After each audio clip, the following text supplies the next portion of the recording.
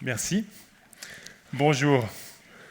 Durant les prochaines minutes, je vais vous envoyer effectivement dans l'espace. Pas de souci, tout va bien se passer. Il ne s'agit pas d'un aller simple pour Mars. On va parler d'espace, mais d'espace plus proche de vous, l'espace d'où on peut voir notre belle planète bleue depuis en haut. Je vais vous parler d'innovation dans le spatial.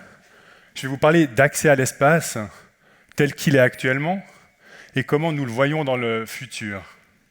Rien que ça. J'ai le plaisir de travailler pour Swiss Space Systems, S3. C'est une jeune société aérospatiale fondée en 2012 à Payerne, non loin d'ici. Nous sommes actuellement 60 collaborateurs à travailler sur le développement d'un nouveau système de lancement de petits satellites. Je sais ce que vous pensez, une société aérospatiale en Suisse qui va lancer des satellites depuis Payerne. Puis les satellites, il y en a déjà en orbite. Qu'est-ce qu'il y a d'innovant là-dedans? En quelque sorte, vous avez raison. Les satellites sont mis en orbite depuis plusieurs décennies, depuis les années 60. La technologie fonctionne. Il y a régulièrement des satellites qui sont mis en orbite. La technologie fonctionne, enfin la plupart du temps, ça fonctionne. Ça fonctionne, oui, mais ce n'est pas très efficient. Voilà quelques lanceurs verticaux, des fusées. Et il faut savoir qu'en fait, une fusée doit être reconstruite après chaque lancement. C'est une bonne nouvelle pour les entreprises qui fabriquent des pièces pour ces fusées. Ça crée du job, mais il faut dire que ce n'est pas très efficient. On doit la reconstruire parce que les éléments de la fusée sont soit perdus dans la mer, soit brûlent dans l'atmosphère, donc irrécupérables. De plus, ces fusées utilisent beaucoup de carburant, et il s'agit de carburant spécifique au spatial qui est très polluant. Ces fusées, par contre, réussissent l'exploit de pouvoir mettre en orbite des satellites de plusieurs tonnes. Il faut savoir que plus on a du poids à lancer dans l'espace, plus c'est compliqué. C'est des lanceurs qui sont donc adaptés à des gros satellites, c'est une bonne chose, mais ce n'est pas forcément adapté aux nouveaux développements dans les satellites. Dans les satellites, comme dans d'autres technologies, on assiste à une miniaturisation de la technologie. En fait, ce qui arrive dans les satellites, c'est ce qui est arrivé en informatique. En quelques années, on est passé d'abord d'ordinateurs qui prenaient une pièce entière. Ensuite, on a pu avoir des ordinateurs à la maison, mais plutôt des gros ordinateurs, vous vous rappelez, avec un gros moniteur, une grosse tour. Et en fait, la technologie s'est miniaturisée, et maintenant, je ne sais pas si vous en avez un, mais disons qu'on peut avoir un smartphone. Je ne sais pas si tout le monde le voit bien. J'imagine que je ne suis pas le seul à en avoir dans la pièce. Des smartphones dont la technologie, dont la puissance de calcul est beaucoup plus grande que les ordinateurs 10 à 20 fois plus grands.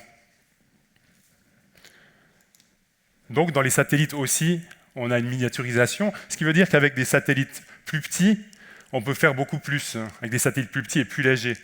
On ne le voit pas forcément à l'image, mais le satellite qu'on voit là est un satellite suisse, c'est SwissCube. Il fait 10 cm d'arête. Donc ça fait un petit truc comme ça. Et pourtant, ça fait plusieurs années qu'il est en orbite. Il est en orbite pour observer des phénomènes atmosphériques. Alors, cette nouvelle technologie arrive, mais elle arrive à petits pas. Il faut imaginer que la plupart des satellites, donc les gros satellites de télécommunications par exemple, ont une technologie qui est équivalente à Windows 95 en 2014. Rappelez-vous, Windows 95. C'est en fait assez logique quand on pense qu'un projet de lancement de satellite prend une dizaine d'années de développement, des coûts importants de développement, et sont mis en orbite. Évidemment, comme on investit beaucoup d'argent, on a envie que le satellite il reste en orbite le plus longtemps possible, 10 à 20 ans. Donc forcément, la technologie en orbite peut être un petit peu datée. Il faut bien imaginer, en étant en charge d'un projet de satellite à plusieurs centaines de millions, mettez-vous à la place de ceux qui doivent faire des choix technologiques. Vous avez un projet donc, de satellite et vous avez le choix entre deux technologies. D'un côté, une technologie existante qui date peut-être, mais qui a fait ses preuves, ça fonctionne. Ça a déjà été mis en orbite. Et d'un autre côté, une nouvelle technologie, a priori très intéressante, plus petite, beaucoup plus à la pointe, mais une technologie qui n'a pas pu être testée en orbite. Il y a de fortes chances, je ne vais pas faire un vote à main levée, mais je mets ma main coupée, rien que ça, que vous allez sûrement choisir la technologie qui a fait ses preuves. Et en fait, les grands coûts de développement et surtout les grands coûts de lancement en fait, freinent l'innovation et ça limite de manière plus globale le nombre d'acteurs qui ont accès au spatial. Il y a en fait assez peu de pays par rapport à tous les pays de nos terres qui ont accès aux technologies spatiales et peu d'entreprises ou de centres de recherche. Et en fait, la technologie satellite, malgré tous ces soucis, elle évolue quand même. Et il y a un marché très intéressant dans les petits satellites avec une multitude d'applications nouvelles et aussi des innovations dans les technologies et des applications satellites existantes. Par exemple, il y a des projets dont on parle pas mal ces derniers jours, de Wi-Fi passant par le satellite, donc notamment pour couvrir en Wi-Fi des régions isolées sans avoir besoin de faire des investissements pour une infrastructure au sol. On a des applications satellites pour observer la Terre, faire de l'image haute résolution. Il y a même des applications de satellites dans les sciences de la vie et la recherche médicale, un sujet qui vous intéresse au plus haut point cet après-midi. Et en fait, il y a un nouveau champ de recherche médicale émergent qui s'appelle l'exomédecine. C'est en fait des recherches médicales qui se passent en microgravité, qui est un environnement qui permet d'observer des processus biologiques et chimiques et physiques en l'absence des effets masquants de la gravité.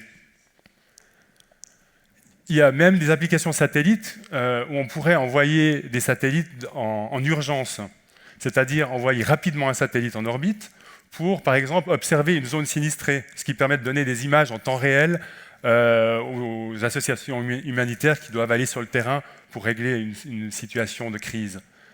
Mais pour cela, évidemment, ces petits satellites, la technologie marche, mais les coûts de lancement très élevés font que c'est un peu difficile. Et en plus, il faut savoir que les grands lanceurs, donc les fusées qui sont faites pour lancer les gros satellites, disons que les petits satellites sont un peu tributaires de l'infrastructure qui a été mise en place pour les gros satellites, c'est-à-dire que la fusée est bien trop grande pour leurs besoins. Et ils sont tributaires au niveau du calendrier, c'est-à-dire que la priorité en termes de lancement, c'est les gros clients, c'est les gros satellites. Ce qui fait que les petites startups dans les satellites doivent souvent attendre plusieurs mois avant de pouvoir mettre leur satellite en orbite. Par rapport à ce constat, S3, Swiss Space Systems, nous avons pensé la chose différemment. Nous avons designé un système qui est vraiment fait pour les petits satellites. On n'est pas capable de lancer plusieurs tonnes en orbite, mais on peut lancer 250 kg. Comme vous le voyez, on n'utilise pas de fusée, on utilise simplement un avion qui porte sur son dos une navette suborbitale. Donc l'avion monte jusqu'à 10 km, il utilise des carburants standards, et à 10 km, il se sépare de la navette. La navette donc se sépare, l'avion va retourner au sol, et la navette va effectuer un boost. On va voir ça, voilà. Donc la navette va atteindre une vitesse de 2 km/s. Si vous faites le calcul, ça fait 7200 km/h, c'est pas mal. Ça nous permet de monter à 80 km. Et pendant ce temps, donc, l'avion revient au sol. Y a-t-il un pilote dans l'avion? Oui, évidemment. Mais c'est pour dire qu'il n'y a pas de pilote, par contre, dans la navette qu'on vient de voir. C'est un drone. Donc elle est pilotée automatiquement. Donc cette navette drone va éjecter à 80 km, là on est à la frontière de l'espace, à 80 km, elle éjecte en fait le 3e étage de notre système, le upper stage, l'étage supérieur, qui est en fait cet élément qui va aller vraiment dans l'espace pour monter jusqu'à 700 km. Donc autant la navette suborbitale que l'étage supérieur utilisent aussi des carburants standards, ils utilisent aussi du kérosène avec un mélange d'oxygène liquide. Pourquoi cet oxygène liquide? Parce qu'ils arrivent à des altitudes où l'oxygène se raréfie. Mais par contre, c'est des carburants beaucoup moins polluants que dans le spatial actuellement. Ce qui est intéressant, c'est qu'on récupère la navette. Elle revient au sol après avoir éjecté son dernier étage. et là, elle va être prise en charge par des équipes de maintenance pour être réutilisée. Pendant ce temps, l'étage supérieur continue son ascension pour atteindre donc les 700 km, et c'est là qu'il va mettre en orbite des petits satellites.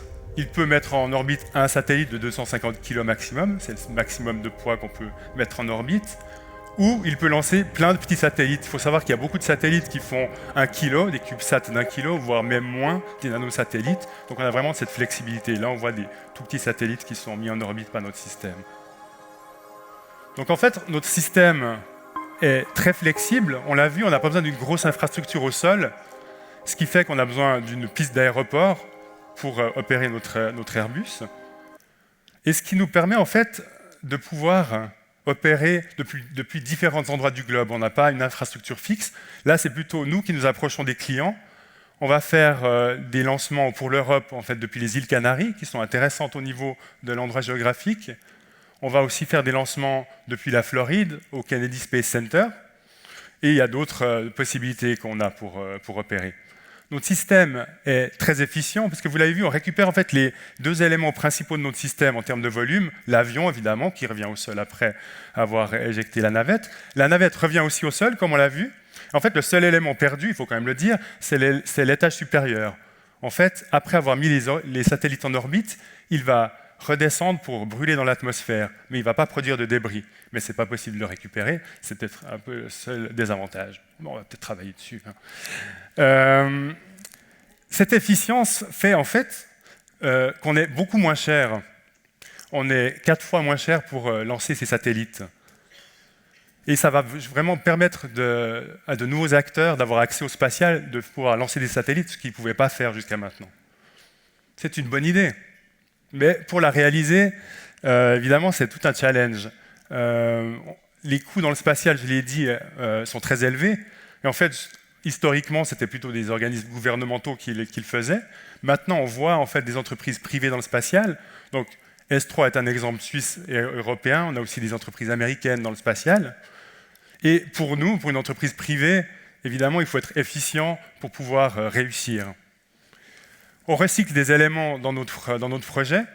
Et en fait, on recycle beaucoup de technologies existantes. Plutôt que de vouloir développer un projet depuis une page blanche, même si c'est un peu théorique de partir depuis zéro, nous, on réutilise des technologies existantes. Donc en fait, le challenge, ça a été de convaincre un réseau international de partenaires industriels et d'académies de Suisse et d'Europe de venir nous rejoindre. Donc on a des partenaires européens, France, Belgique, Italie, Espagne.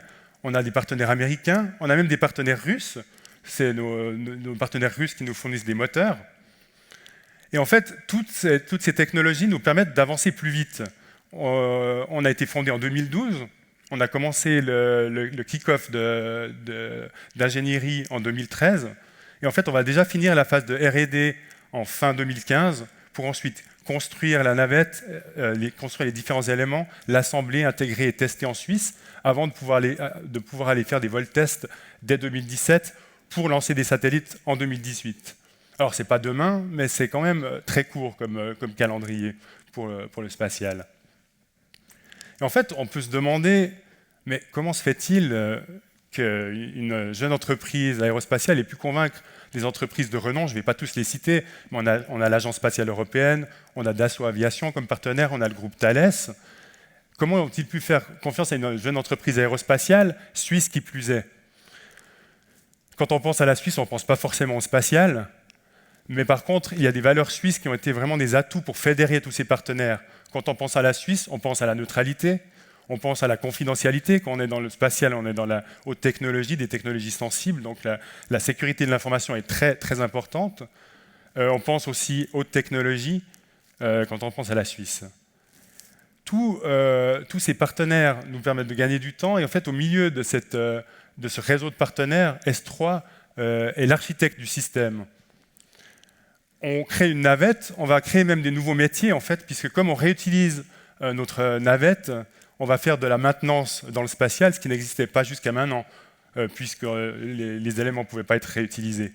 Donc, non seulement on crée des postes, des emplois, mais on crée vraiment des nouveaux métiers. En fait, on a parlé d'espace pour tous. C'est vraiment la vision d'S3 d'ouvrir l'accès à l'espace, et ça passe par le lancement de satellites dans un premier temps. Dès 2018, de nouveaux acteurs vont pouvoir lancer plus facilement et moins cher, de manière plus flexible et récurrente, des satellites innovants. On est dans un projet nous-mêmes innovant, mais on recycle beaucoup de technologies. Donc ce qui est intéressant pour nous, c'est de penser en dehors des cadres préétablis, et surtout de pouvoir permettre d'être une plateforme pour l'innovation des autres, pour tous ces nouveaux acteurs innovants dans le spatial qui vont développer des technologies satellites qui vont changer notre quotidien. Merci.